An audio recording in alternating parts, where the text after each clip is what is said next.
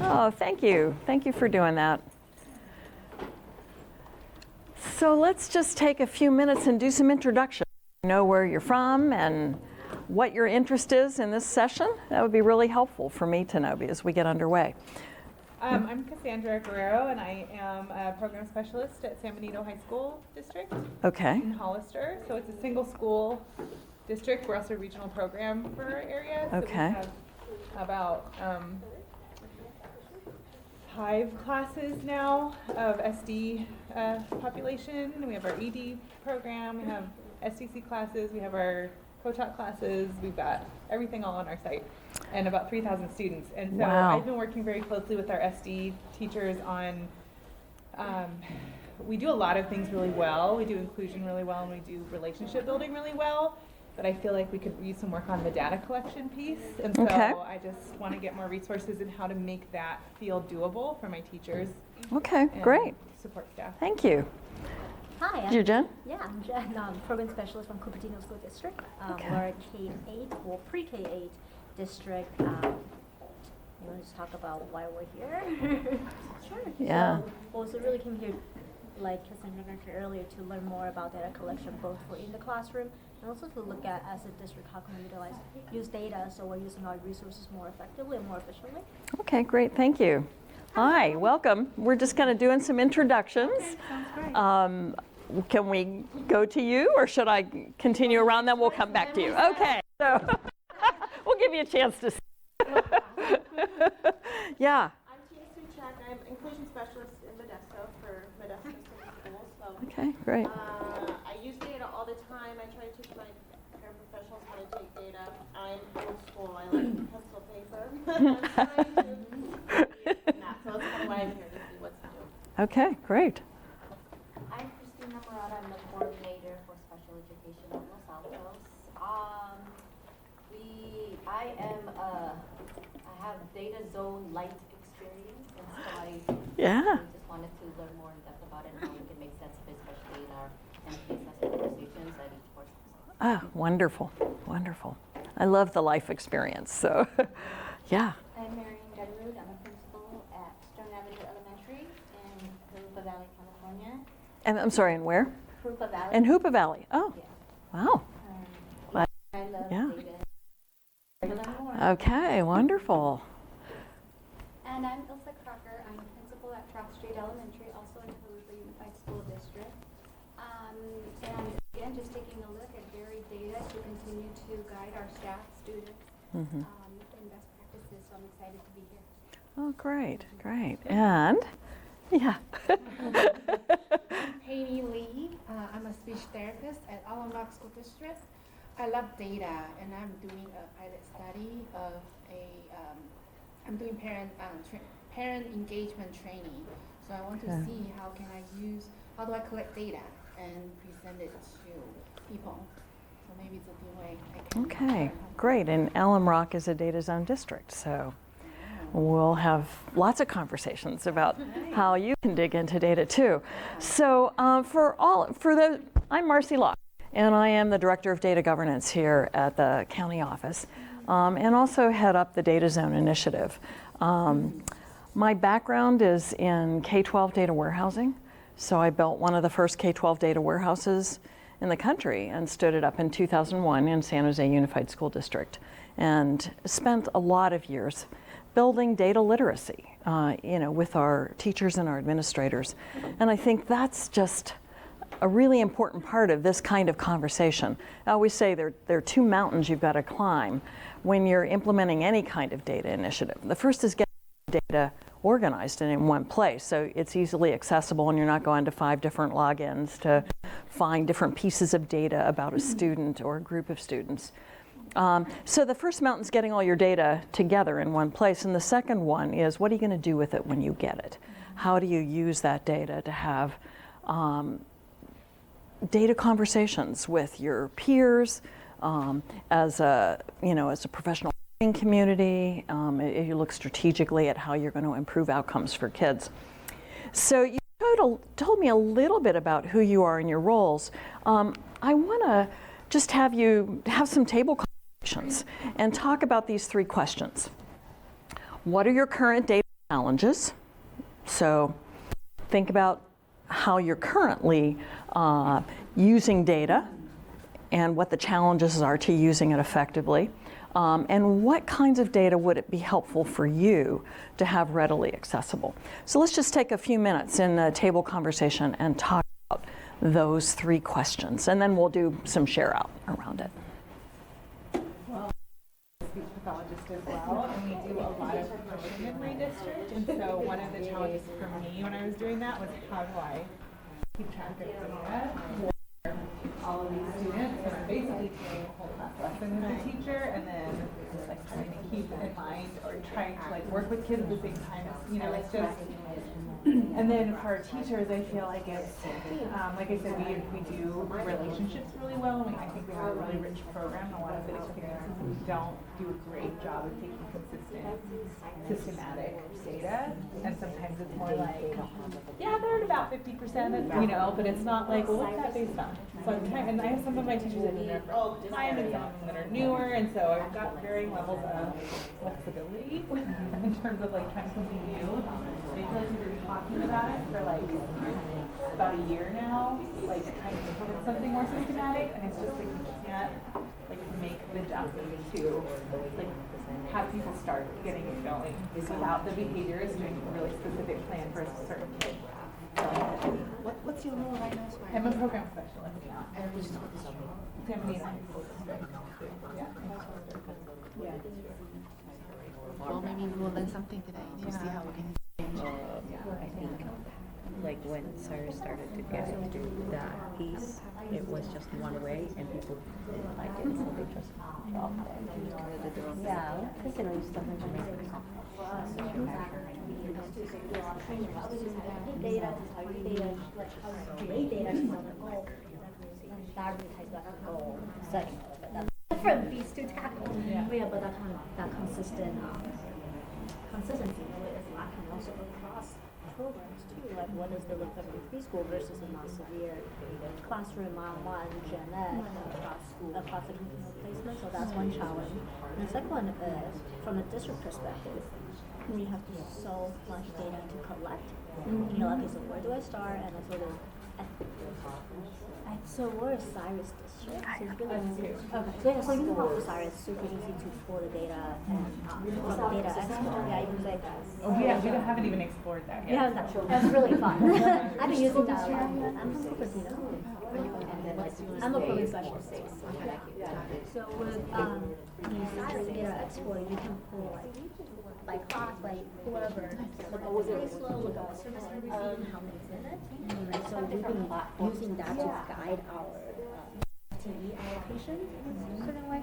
But I don't feel really good at that came up about, right? And I just like, oh, resource, you get one teacher and one aide, and that's it, right? So really looking at more that analysis part. I feel like we need to work on.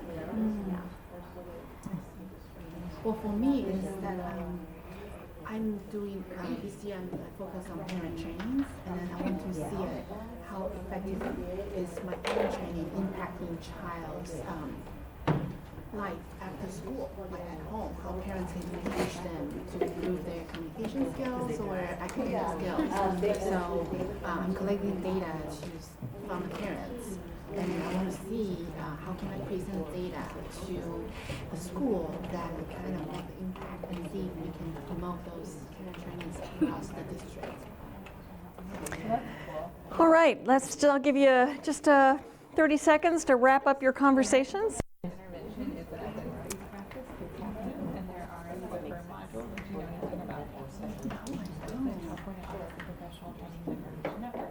Okay. So if you go to caption.ca.gov, Okay. it basically breaks down these different studies that have shown like what are evidence-based practices. And So I would love to hear have daily attention to what your conversations have yielded. You know, so who would volunteer to share about their table?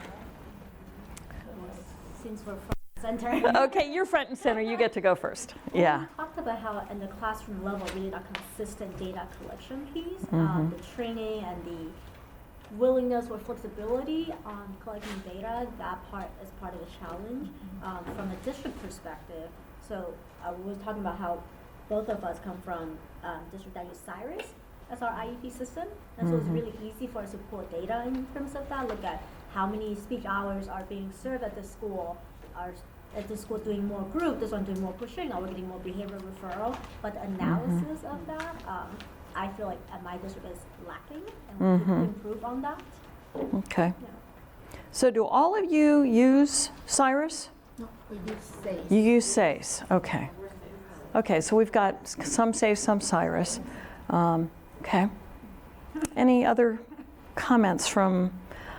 I think just kind of what yeah. I talked about earlier, that, there's one of our areas I feel like of challenge is just, we've been talking about for like a year now, trying to get a more systematic, consistent data collection system in place across all of our SD classes, and I feel like we just can't get over the hump to like get something implemented. We like talk about a lot of things. We'll even like create different data sheets in like Excel or in Google Docs or Google Sheets or whatever, and then like just having a hard time getting my teachers to like just do it, just start.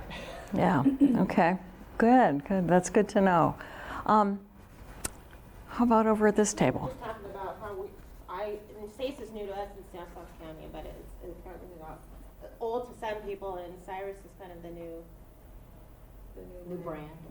So everyone's just kind of taking a different, road to data collection. So I'm new to Cyrus. I never heard of Cyrus, but I'm new to SACE, which is odd for some people. So Okay. I'm just talking about the differences. So what data do you currently use, and how do you access it? Speaking to some of the challenges around data, like we have data, but how to organize it, how to pull from it to make sense into different conversations or contexts, whether it's IEP related or making decisions on learning goals, or looking at it from a systematic point of view school-wide when we talk about MTSS and designing interventions for students, employing cohorts and stuff. It's just we know there's data, but how can I train people to really pull it and make sense and present it to people so that it's user-friendly? Right, and I think that's planning meaningful interventions or supports for students. And I want to say too that like for us, we have so many acronyms I'm not gonna be able to remember it. But we have a EDIMS. We have a testing system where the general education teachers use this system, and basically their students are putting the data in for them because they're taking the assessment, and then they can pull and see what standards they met and whatever. And for SD teachers, our kids can't do that, and so we have to input the information. We were trying to look into, is there a way we can use EDIMS for that, but it wasn't really user-friendly for us, and so we kind of are trying to come up with our own way of doing it, because we're expected as our PLC to do whatever the general ed PLC is doing in terms of like looking at data and planning intervention, and it's just really difficult because we're kind of starting from scratch and we don't really have a system like Jenna does in place, and we're trying to navigate that. So where our special education teachers are struggling is like we have multiple platforms that house data. Which ones are we going to use to primarily make sense of? And some of it's not, the Cyrus or SACE doesn't marry into our data zone. Right. That data is not Right. in, but they have the FNPs and iReady scores in data zones, and so how do we marry? How do we bring all that data together? And I think that's a critical conversation that we have been hearing from a variety of districts and counties, particularly around Cyrus and SACE, that we're starting to organize some superintendents to come together with us to talk to both of those companies about how we can share data and move it into the data zone without really getting into the details of an IEP, but just some of the general information that would be really helpful for you in terms of planning interventions and being able to monitor, how things are going with different groups of kids. So I'll talk a little bit about that when we get into the demo of the data zone, so you can see how it all behaves and the kinds of data elements that might be helpful for us to know about, that would be things that you would really want to see in a system like this as well. So thank you. How about you from the Hoopa Valley? We talked about, we have specific data that we have that's targeted, like the DUNIS data, for instance. We also use formative assessment in our district, so that we're just not as clear, if you will, with the different grade levels. on what standard they're using or how to take that information to ultimately help students or guide us. We also talked about more standardized assessments. So for instance, now we have the LPAC for English learners. With SELF, we knew SELF backwards, forwards. Right. We're not there with the Right, LPAC. right. So having the SBAC and LPAC maybe together so that we can see, okay, Yeah. students are doing well with the LPAC, 3, 4, but then we're getting a 1 on SBAC. So what is it about that, or how do we help students kind of align those levels so that we can see, okay, if it's a research and inquiry strand, for instance, Right. what exactly is it? How do we continue to have interventions for students? So we kind of talked a Yeah. little bit about different forms. Yeah, kind of seeing how kind of the annual tests, Smarter Balanced and LPAC, how do those relate to your local assessments, whether it's Dibbles or Fontes and Pinnell or, whatever kind of progress monitoring assessments. How do those tie in, and are they predictive? So that you have a better sense of, gee, how was our preparation and different standards and different strands, and how does that tie in a way that really helps us understand how to bring greater instructional coherence for our kids. So those are, I think, really important questions, and the things that you've all raised are things that I want to touch on as we go through and talk a little bit more about the data zone. So, as I said, my background has been in K-12 data warehousing and building data literacy for teachers and administrators. And I am just very passionate about this. If we have the right data in the right hands at the right time, we can close achievement gaps. This is not, it's not rocket science. It's about just having our data organized and accessible so that we can have the right kinds of conversations.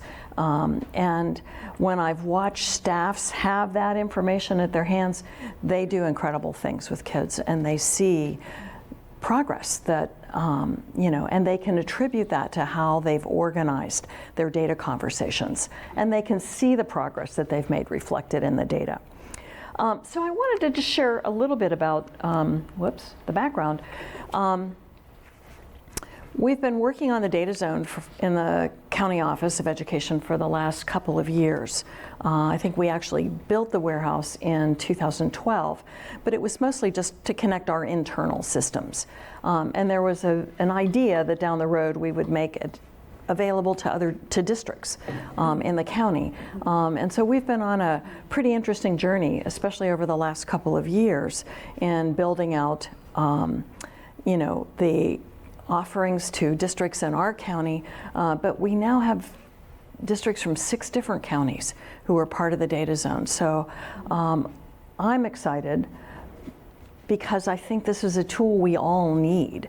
Whether it's a data zone or something similar, if we don't have that data organized in one place, we will never get to have those really coherent conversations about what is making a difference for our kids. So this initiative is really one of the top 3 strategic priorities for the county office. And we're really focused with the data around issues of equity and inclusion and collaboration and our partnership with districts, because I truly believe that if we have data at the foundation of many of our conversations about our students and the progress they're making, that we can have practice-driven data guiding all of our conversations. So for those of you who are not familiar with data warehousing, this is kind of the basic slide, just so you have an idea of how this all comes together. So your student information systems, which SISs are you using? I know you're on eSchool Plus, and Aries, Synergy, eSchool Plus.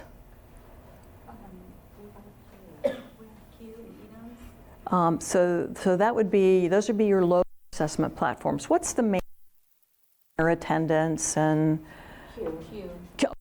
Okay, I have not worked with that one yet. So I've never met one that I didn't like, but so think of that. The student information system is your transactional system. It's where everybody's entering data every day. For a data warehouse, we're going to inhale that data, that student information system every night.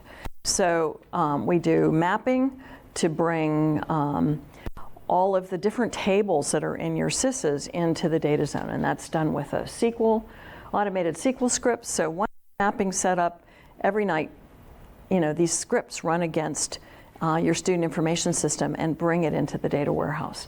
So the power of that is that if I have students who are absent today, they show up in the data warehouse tomorrow.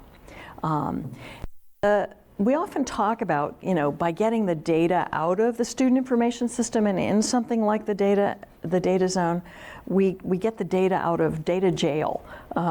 It's sort of kind of when you get data in your SCCs, you have a very hard time getting it out again. And any, quick, absolutely know how to do queries in that system, and you're having to think about how you want to organize the data. Being able to have these scripts run automatically at night and putting it in the DataZone and having it dashboarded back to you in various metrics that'll show you, who are those kids that have now missed 10% of the school year, your chronic absentee kids, and how are you going to think about organizing your resources to create interventions for them. So the SIS comes in every night. Your local assessment platforms could be EDIMS, could be Illuminate, or some of the ones that others of our districts use. We also have what we call a universal test loader, and it's a way, if you're not using one of those alternative assessment platforms, there's a way to get this into a form that we can bring into the data warehouse and load automatically.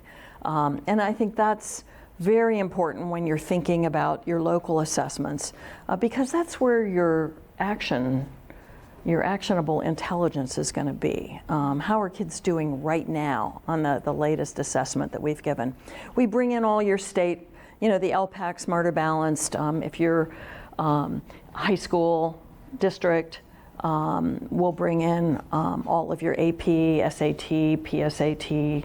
We bring in all of those different file formats.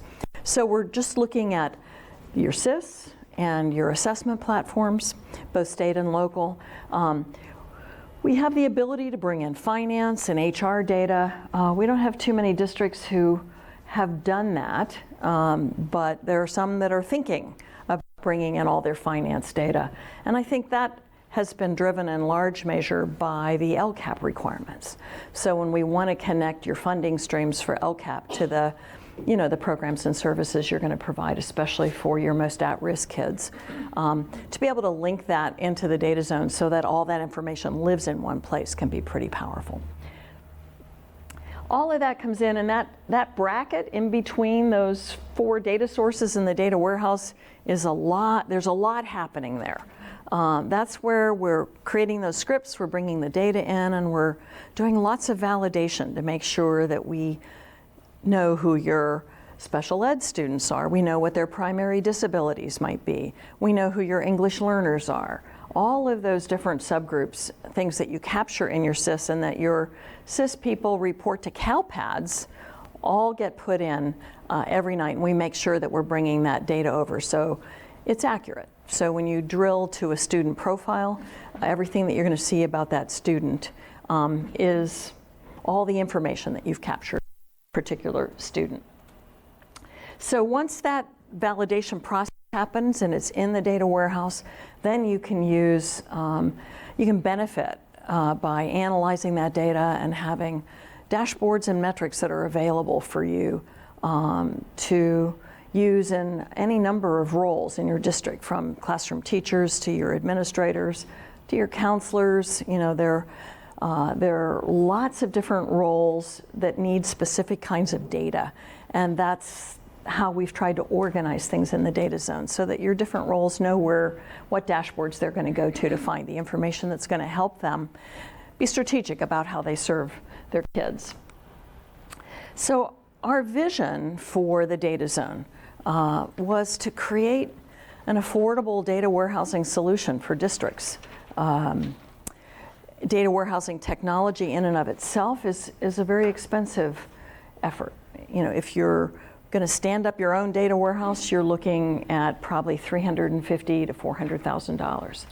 To bring it into the county office, and our goal was to really create a central repository for education data where we could partition it so that, you know, every district only is anybody's data except the district, unless they give explicit permission to do that.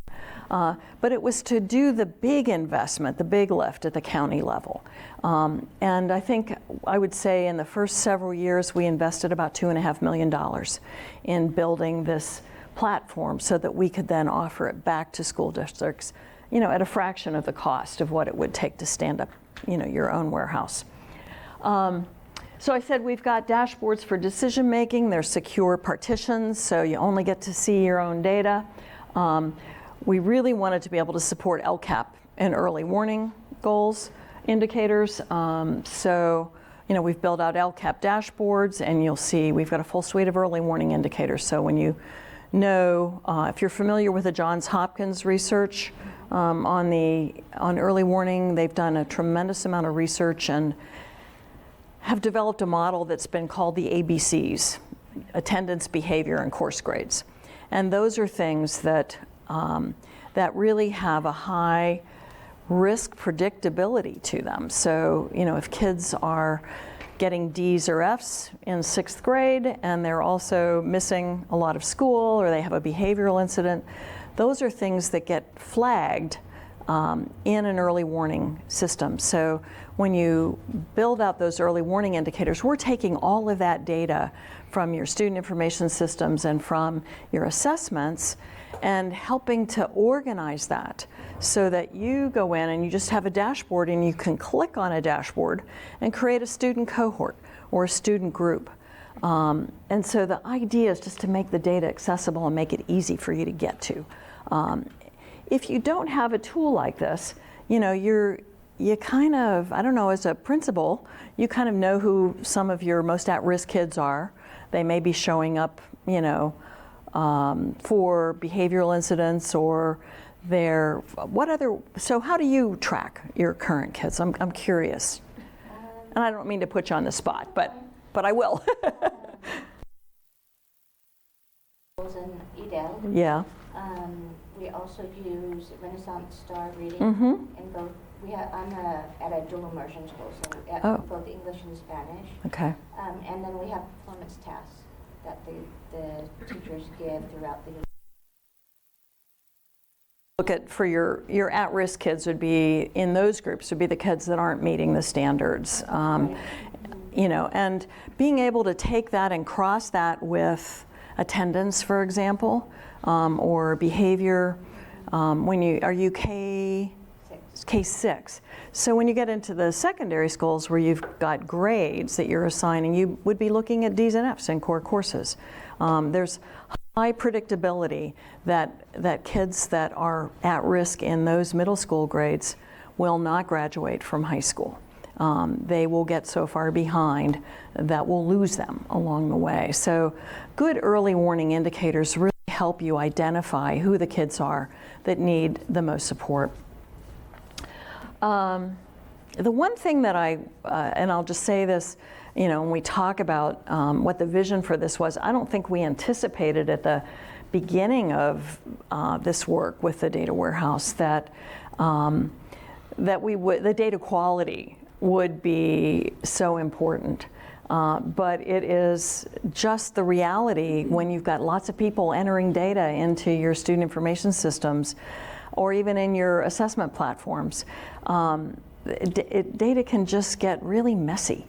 And so once you start bringing it in and dashboarding it, you start seeing where the errors are and how you go back in and clean that up. So we've just had phenomenal conversations with districts about where those data errors are and how to fix them, either in your source systems or if it's something that we've done and how we create those scripts that bring it into the warehouse at night. We go back. But it's a great conversation back and forth so that we make sure we've got the cleanest data that we have, because we're going to make decisions about how we support students based on that data. So we want it to be really clean. So another kind of schema, this looks, we're bringing in the district data into a central data warehouse. We also have been bringing in data from juvenile child welfare, our foster,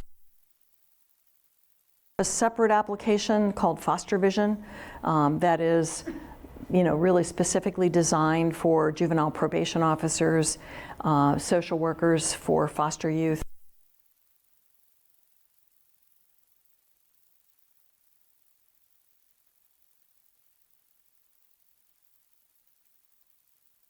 That the people who are providing the services directly to the kids have the right information.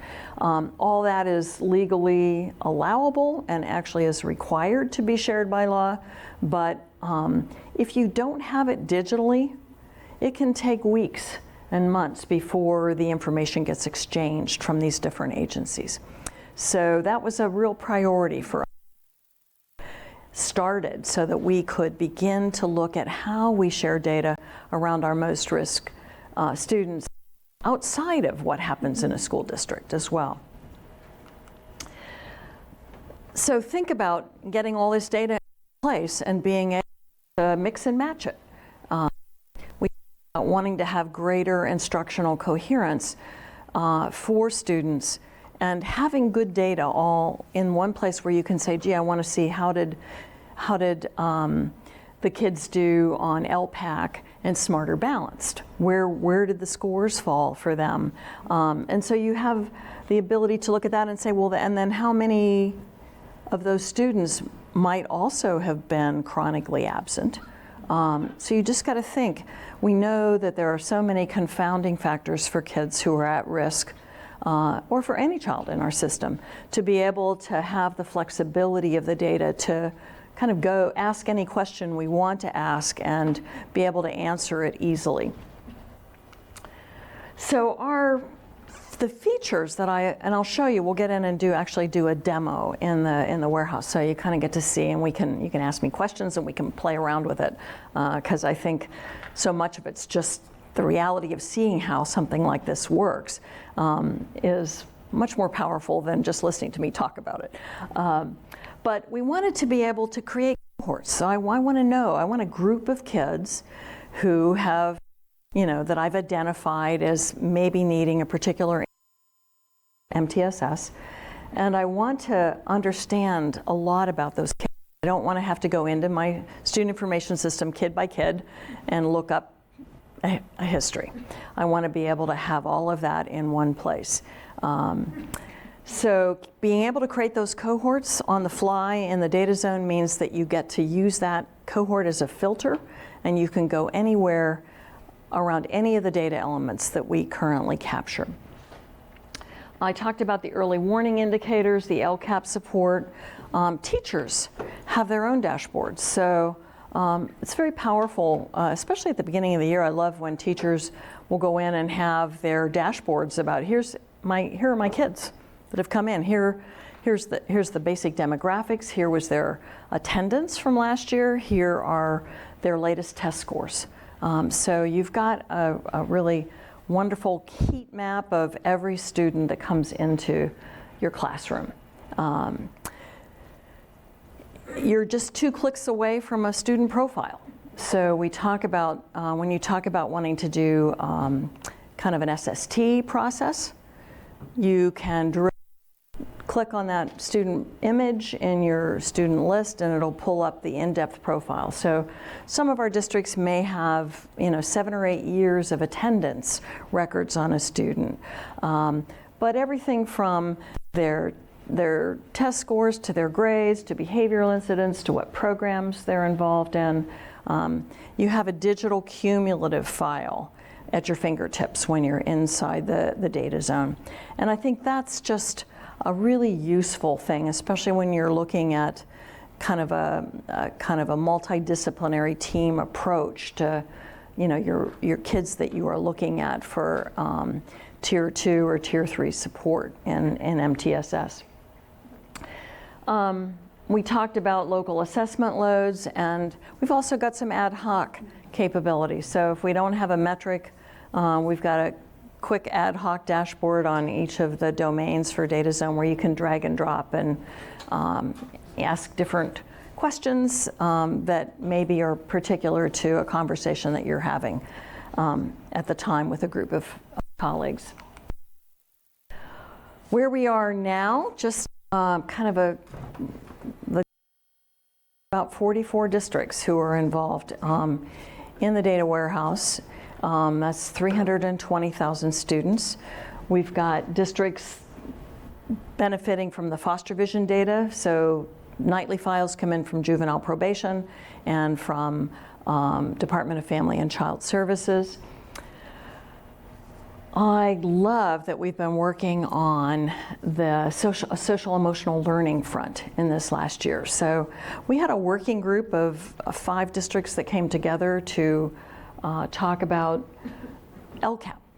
That's kind of where we started. And at the end of several conversations, everybody said, gee, really where we want to go is develop a social emotional learning instrument, a survey for our students. So over the course of last year, we developed a 60-item survey. We tied it to the Chicago Consortium on School Research's framework to look at how non-cognitive factors impact academic outcomes for kids.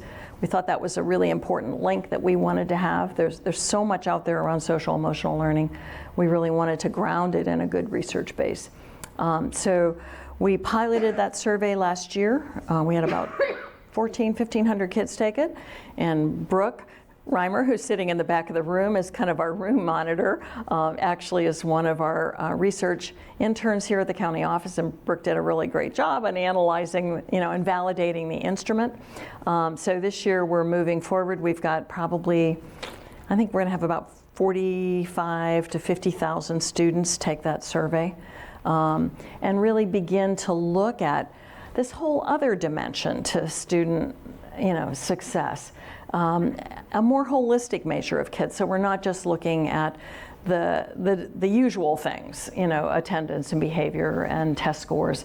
We're going to also look at how kids are perceiving their own academic persistence, perseverance, what their social skills are, all that kind of information that we think is really, that adds another dimension to how kids are engaging with school. So the last thing that I want to mention is that we have, as a result of the DataZone work, we've got a DataZone user community that comes together about every 6 weeks. And all the districts who are part of the DataZone either show up in person or they Zoom in from a distance. And we often have districts present about how they're implementing and using data. And I'm sorry, I don't remember your name. Christina. So Christina. Pardon? Greg Drummond or? Yeah, yep, know Greg well. Yeah, I think they're, the challenges is, it's like we said, well, getting all the data in one place is part of it, but then how are you gonna have conversations about it? How are you gonna be strategic? What dashboards, what metrics are you gonna visit to say, this is the group of kids we're gonna follow, and here are the interventions we're gonna put them in. And being strategic about that is, it's a big lift. You're really talking about changing cultures of the districts in which you live, because we haven't had good data. And it's really hard to have those conversations when it's so much effort to get the data together. So, I really think that the DataZone user community has been a really important aspect of the work that we've done. Districts come and we have kind of a 2-hour meeting, and then there's the meeting that happens after the meeting is over, and districts are kind of hanging out and talking with each other and saying, well, how are you doing this? So there's been a great kind of incubation of new ideas for everybody that I love seeing happen. Who is the representative from Lauck? Pardon? Who is the representative from Lauck? So Yvonne has been central, but Barbara Campbell as well, and Greg Drummond. So, there's good folks who are really thinking about how to use your coaching model and all of that to help organize these conversations. So when you're thinking about a data warehouse, I always say, data warehousing is just not very sexy. It's like, blah, dry tables of data. But behind every one of those data elements is a child. And how do we begin to really marry the data with our practice and really understanding where we have leverage or who that group of kids is that we most need to be focused on. So this is kind of our roadmap for this year. We're just evolving as we go. The cell survey, we're starting to administer that in November. So the districts are kind of picking their slots as to when they're going to administer it. That data is tied to the student's ID. So when you think about a data warehouse, that student identifier is it's the pivot point. Everything gets to attach to that ID. That's where your state tests go, your local assessments, everything in your student information system is tied to that student identifier. So the social emotional learning survey will also have student identifiers. So we'll be able to look at, kind of explore what's the risk for kids that are really disengaged from school, that don't feel like they've got caring adults, or they have issues with managing different learning skills. You'll be able to add a little more meat on the bones to just the traditional data that we usually collect. The school profiles, there's a whole other conversation about the kinds of supports that we're bringing in to really support that data-driven practice. School profiles are things that a colleague of mine, Vicki Bernhardt, out of Chico State University, and Education for the Future Initiative developed. They are really comprehensive reports that are a great place to begin data conversations. So when we talk about how you build data literacy, sometimes we're just saying, oh, well, we know that chronic absenteeism is important, let's focus on reducing that. But you haven't really taken in the whole context of everything that's happening in your schools and to different populations of kids in your schools. So a school profile is a great way to initiate a whole staff into understanding what's happening in our school and how do we tie that to an improvement plan, a that would, makes LCAP come along.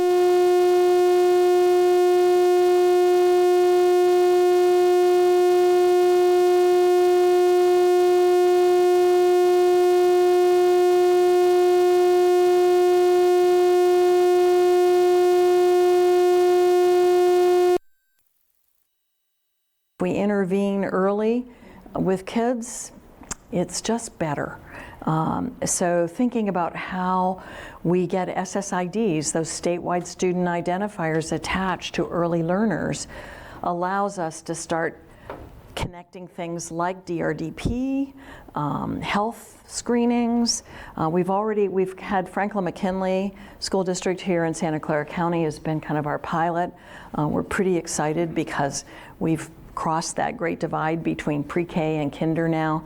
We've got pre-K kids from 2 years ago in kinder classrooms now, and we're able to see that, if they were identified as with hearing issues, their screening showed they needed other follow-up.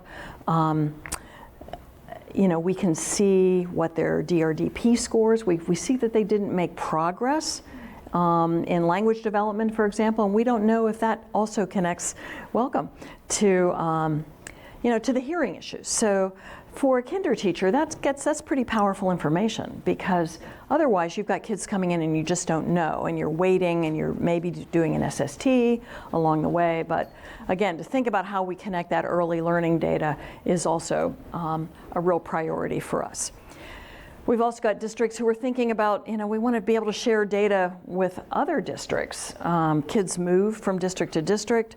The K-8s and the 9-12s have issues all the time. How do we exchange that data from 8th grade to the 9th grade high schools and begin to do that earlier and sooner and more completely so that they know how they're going to place kids in that 9th grade year.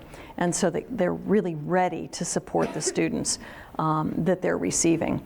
And our K-8s want to know, how did their kids fare when they went off to high school? Did that math intervention program we implemented work? You know, were kids more successful in Algebra 1 in high school?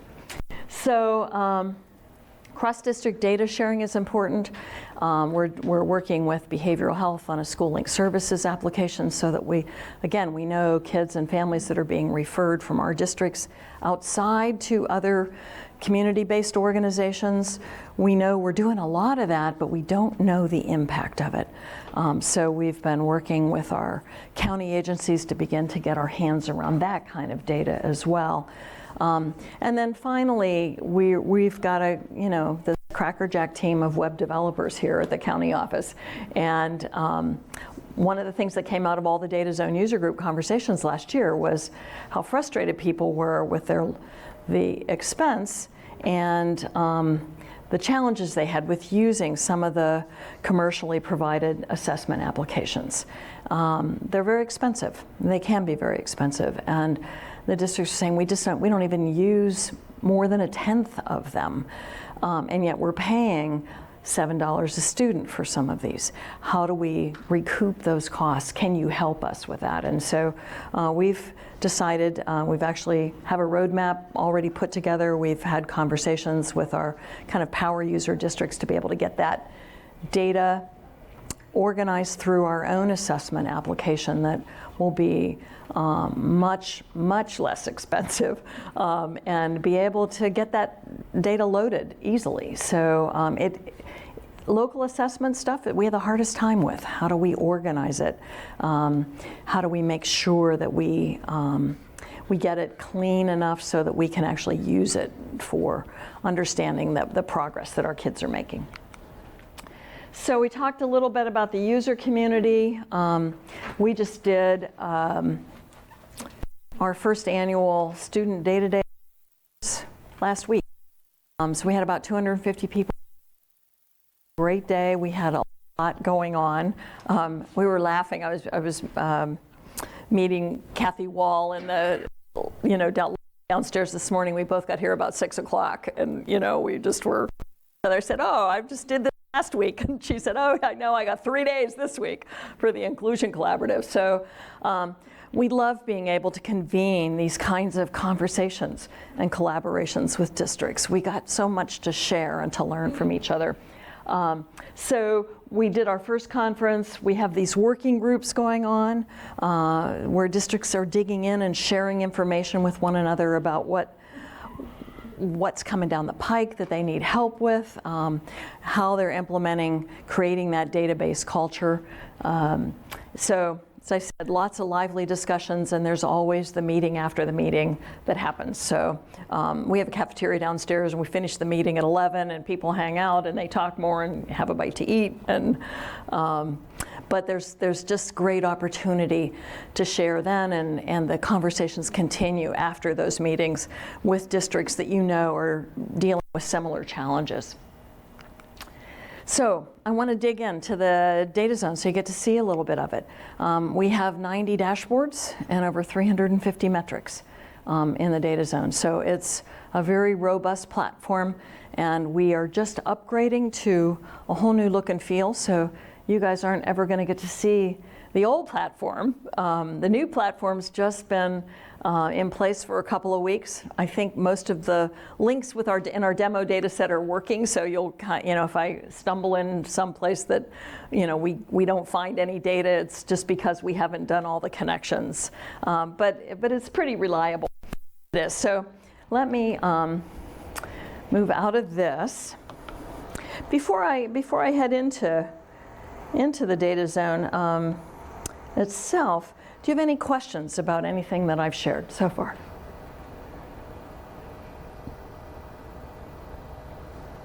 We're good. Okay. So we'll see if I'm still here.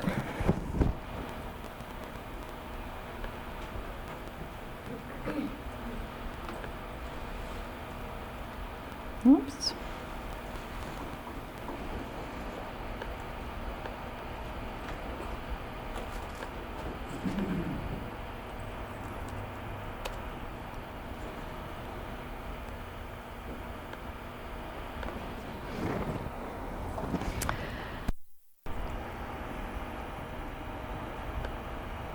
So kind of think back to that initial image that I showed you about how a data warehouse works, you know, with the student information system and the assessment files, all of that coming into the warehouse. So we're inside the data zone. This is a demo data set. It actually came from Santa Clara Unified School District. They're one of our demonstration districts, and we've scrambled all the data. So there are no kids, no teachers, no schools that you can identify, but we wanted to have real California data underneath to be able to show you how the data zone works. So I've logged in, and I am in, if I click on, we call this the waffle menu on the side. I don't know if you can see this. Let me see if I can get it a little bigger.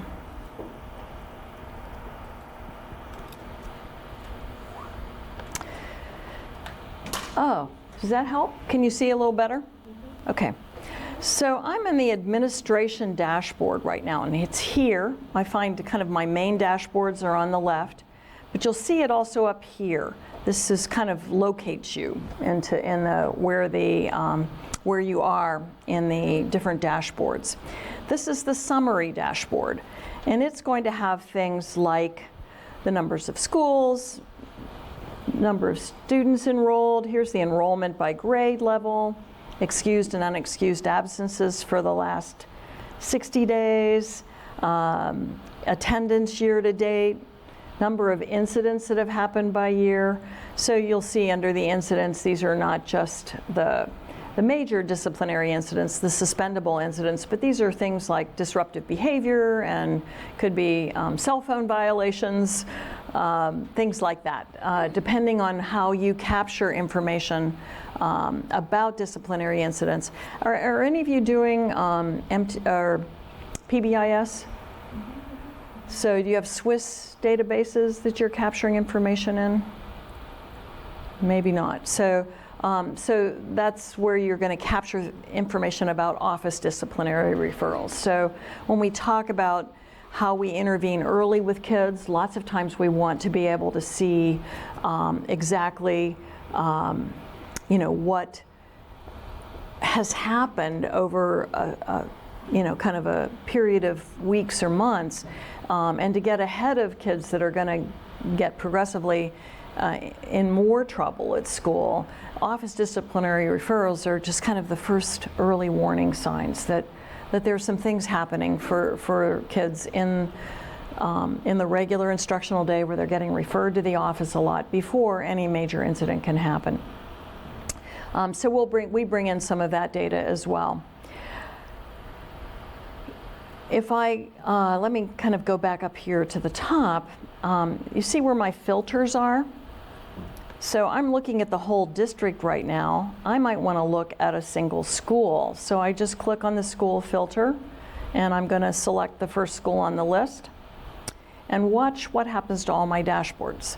So I'm down to a single school that has 372 students. They've had 10 behavioral incidents. So think this is updating every night. We're bringing all that information into this place. Here's the enrollment by grade level. But let's look at attendance for this school. I want to know how many students have missed more than 10% of the school year. So here's our block that says we have 32 students who have missed more than 10% of the school year. You'll see that I've got lots of other information under here. I can look at chronic absenteeism if I want to look a little more deeply at those 32 students. I can look at the demographics of the attendance patterns at the school. So Christina, thinking about, how do you strategically start to think about data and organize your conversations, you get familiar with what's in these different dashboards, and you begin to say, okay, these are the things that I really need to know about in order to sit down with my team and have a conversation. If I click on any number, I'm just clicking on that 32, here is my list of kids. So any metric on any of the dashboards will bring up a list of kids. In your versions of the DataZone, these will all have your student pictures in. So if I want to create a cohort of these kids, I want to create a group because they're missing a lot of school and I want to know some other things about them. I can click on the checkbox to the left of my list and you'll see that all my boxes now turn green. And I've got an action button at the top. And I'm just going to say I want to add them to a group. And I'm going to create a new group. And I'll call this Adams missing 10%. So we know that this group of students at this school has missed 10% of the school year. So you'll see that my group has been created successfully. If I come back to my main dashboard now, let's look at my filter data. So here's my student group. Here's the group I just created. So I'm going to click that and click away. So the dashboard's already refreshed. I'm still at that one school and I'm just looking at those 32 kids. So think about, if you've got a group that has scored, has not met standards on a particular assessment, you're able to create that kind of group and then go look at other things about those students in the other dashboards. If I want to take those filters off, I just click the X's up here. So now I'm back just looking at the whole district. So just lots of flexibility in terms of how you move back and forth. Let's look at some enrollment data. So I might look at my enrollment demographics, for example. Detailed ethnicities by grade. So in CalPADS, you're doing lots of reporting around student ethnic groups that have 30 or more students in them. Here's how it breaks out across the grade levels by school. But let's say I want to do something a little more in depth on that particular group. I also want to know of the students who are in these other smaller ethnic groups. I want to know who are English learners. I may have some other interest in interventions for those kids as well. So I'm going to go to my ad hoc up here. Remember I said you can create, information, you can create tables of information on the fly. If I will just drag my ethnicity up here to my rows, make sure I can, there we go. So these are the major federal categories for ethnicity. Anytime you see an @ error on the top, there's a data issue probably inside your student information system. So we know we can click on that and go back and look at what's happening for that particular kiddo. But if I grab the student ethnicity and put it up here, suddenly you see that now I've got all of my kind of subgroups for Asian students or for Pacific Islanders. And I wanted to know who were my English learners in these groups. I'm just going to grab that English learner at the top, and I've got all of the different categories, but I just want to only look at English learners, so I click on that, and now it's just narrowed my group down to the English learners in each of the different categories. So you kind of see, is that all making sense? Kind of see how it works? Yeah, it seems really easy. Okay. And it just, some of it's just getting in there and really figuring out what's the information that you want to be exploring. Let's look at some assessment data. So we could look at state assessments. And these are your smarter balanced assessments in math. And we'll just give it a second to load here. We'll have all of the strand information, the claims for math. You'll also have the same thing for reading language arts. Under that, we're going to be able to see, we see our CASP up here. So the CAA data comes in as the next gen, science test comes in. That'll be there as well. I think it's the CAST. Smarter Balanced, we might want to look at something like what we call the gainers, stickers, and sliders. So these will show you a matched cohort of kids over time. You'll see who of the kids that you had for 2 years that took this test, how did they do in terms of, did they gain performance levels? Did they stay the same, or did they slide? This one sometimes takes a little bit of time to load. But it's one of those things where if you've, yeah, Christina.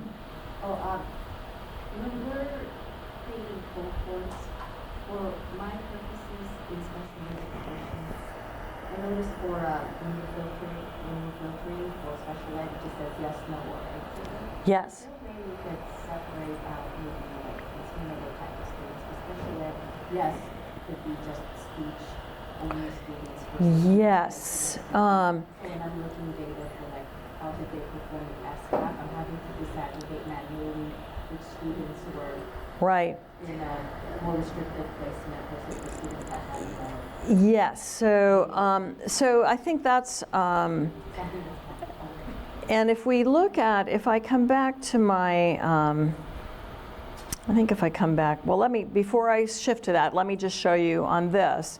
So here's that crosstab analysis that says, of all the students in this district, here were the kids that, over 2 years, they didn't move. The kids that didn't meet standards in 15, 16, demo data sets, so we don't have the 17, 18 data in it, but these were, this was the 15, 16 and 16, 17 school year. So there were 685 kids who didn't meet the standards in either year.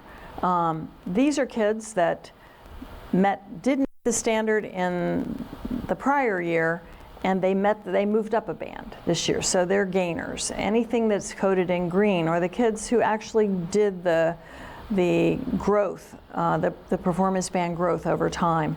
The kids that slid are in the red. And again, like anything else in the data zone, I click on any one of these and it'll pull up my list of kids that I can create a cohort from. But Christina, to your question, let's look at, I'm thinking that here's our program dashboards up here. Here's special ed. So we can look at the exceptionality types in special ed. And is this kind of get to what you were thinking about? So here would be by grade level, the students who might be identified for, let's just kind of, yeah, so do you have a particular one? I mean, you could be looking at the exceptionality type for a student and drilling on that and pulling up that list of kids. Does that kind of get to your question, or you're looking at what kind of environment the kids are? Let's say if I click autism, the students who are, there's a wide spectrum. Right. Just speech services versus students with autism who are modified curriculum program. Sure. They're lumped together. Sure. Yeah, and that's, we actually have had that request come from some of our other DataZone districts, so we're looking for where to source that in your student information system. So that'll be in the schedule file for kids, but we'll look for kids that might be in an RSP or an SDC setting, and it will make that a lot easier. So it's really been in our kind of task list of things to do, just for those reasons. But so the idea is the same, though. If you're looking at any of this, you can click on, any part of the bar graph, and it's going to pull up the list of kids. These are students that had emotional disturbance. So the flexibility is there to kind of zero in on different populations of kids and to create your groupings from that. Any other things that you would like me to explore?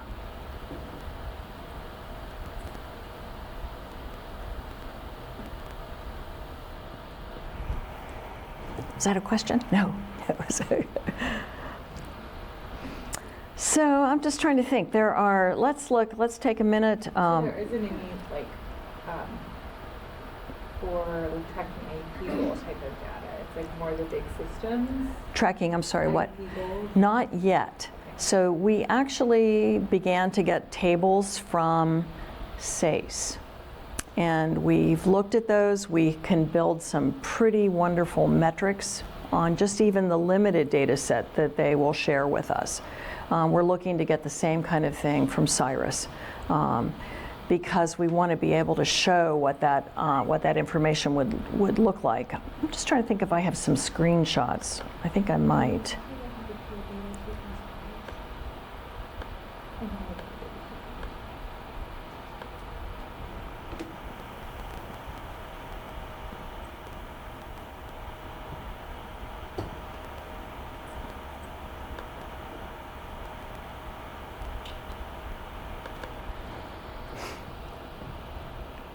So let me just kind of show some of what we've been looking at for this. Let me see if I can even get it a little bigger so it's easier to read.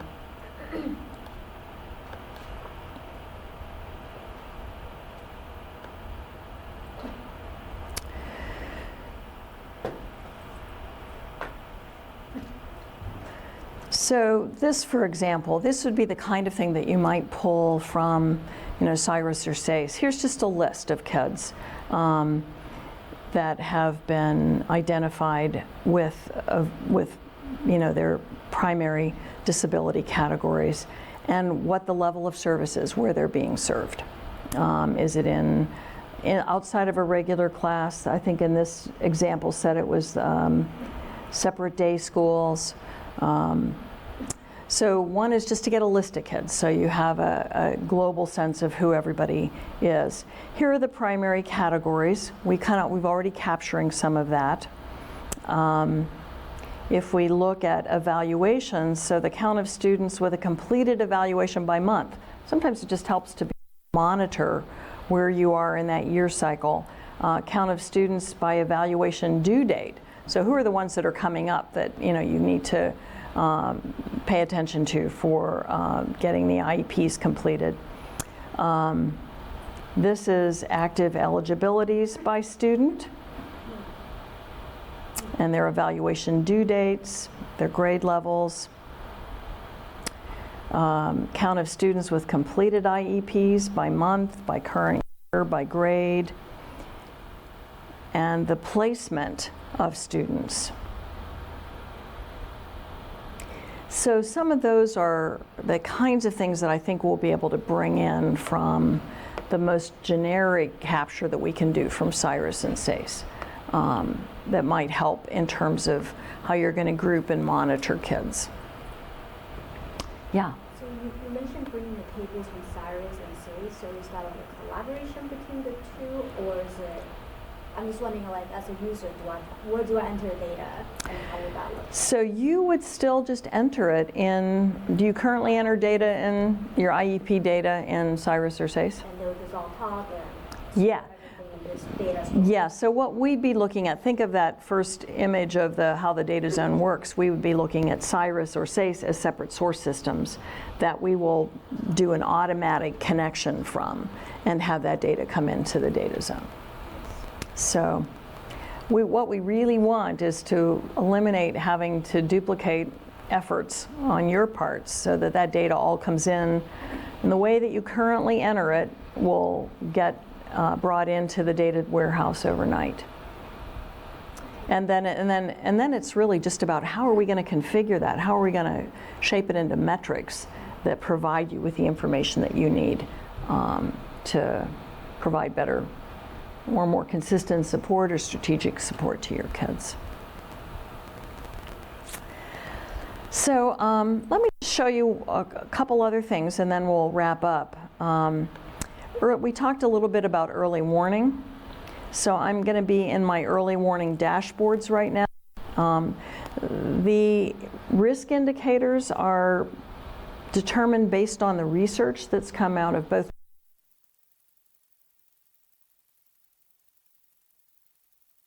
So we're looking at things like attendance, how many kids have missed 10% of the school year, or how many kids have missed 10% of school in the last 45 days. How many kids have missed 10% of the school year in the last 180 days. So lots of times we're having to cross the year divide to say, is there a pattern here for a particular student that we need to be paying attention to? You know, chronic absenteeism is probably one of the greatest risk factors that we have. If kids are not in school, they're not learning.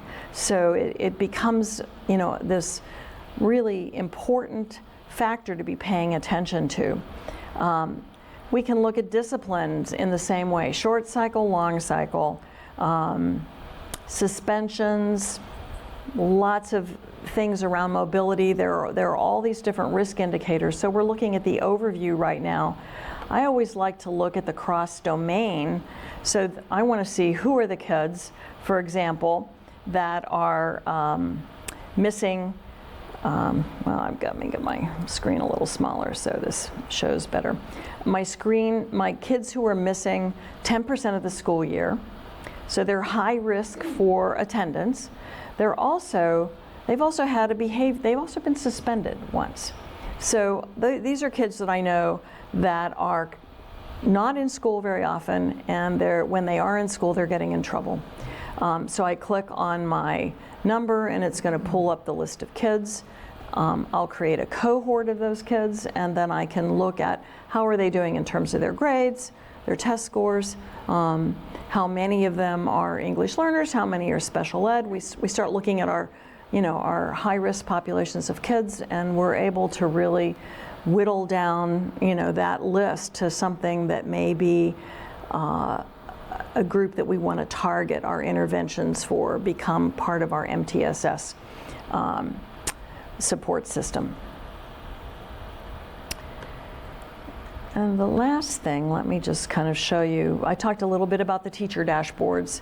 So we really want teachers to have the most current information about the kids that are in the seats in front of them. So if they are a high school teacher, you'll have all the different sections they teach. You can look at them class by class, or you can look at them as a group.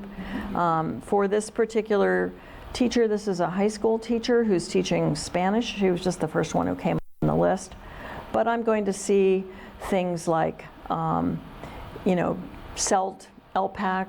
The high schools won't have Smarter Balance necessarily until the kids are in 12th grade, but I might also want to see, are they on track for graduation? So we bring in all the on-track metrics for those of you that are involved in a high school. You will want to know, are kids on track at the first grading period, the first progress report? Are they failing a core course that's going to be a necessary credit for them to have at the end of the school year? How do I intervene? How do I make sure those kids are involved in some kind of academic intervention to bring them back on track, bring their grades up? So lots of different ways that we provide that data so that you can be strategic about how you support your kids. So I think that's, if you have any questions, I'm more than happy to answer them. Or do you have any place you'd like me to drive inside all of this data? I'm happy to do that too. So how would a district get started with the process?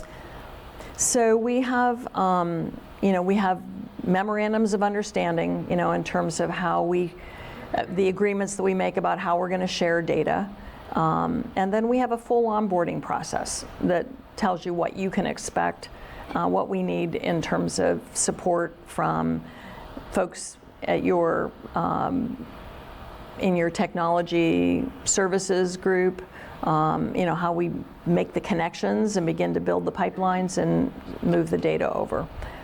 So it's a real systematic way of addressing kind of the MOUs and the data sharing requirements, and then what the onboarding process is involved. And we have different groups of us that kick in with different responsibilities along the way of the onboarding process. Okay. Yeah. Maybe I missed this part, but is there, what's the fee associated with it? So that's something that, when we would get into the data sharing conversations, we'd really talk about what the cost is. There are, within Santa Clara County, we had a generous support of our Board of Education to onboard districts, and for free, to bringing in the basic data. Then there was an additional cost just to do all the engineering setup. We've got to fit 350 metrics to your stuff. And then there's an annual per student cost. So that varies outside of the county. Some of it depends.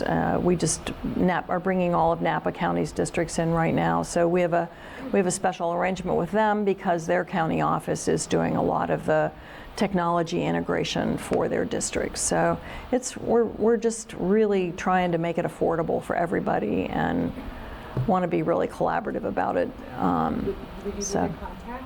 Yeah, I'd be happy to be a contact. And I've got some cards with me I'm happy to share. Anyone else?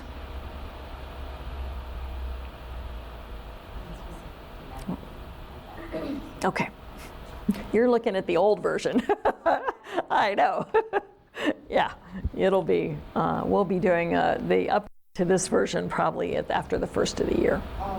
So, all right, well, thank you so much, everybody.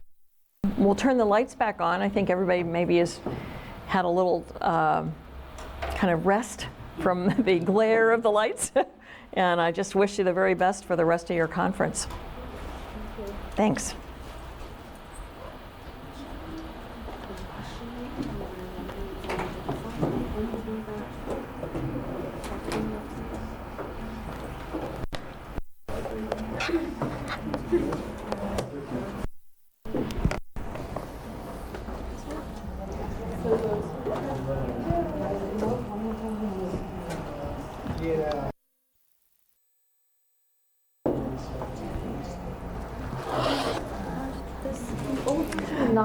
Separated out by the disability. I was looking for where you were able to see. I don't think it does. You do. Let's go. I'll look at your dashboards. You're logged on? Okay. Let me go. We'll go look at your dashboards. Let me get unhooked here. That is useful for you to pull up just for the Absolutely. conversations with the teachers. Yeah. Very valuable to be able to just have those lists, or to even sit side by side with them and show them where you're finding them.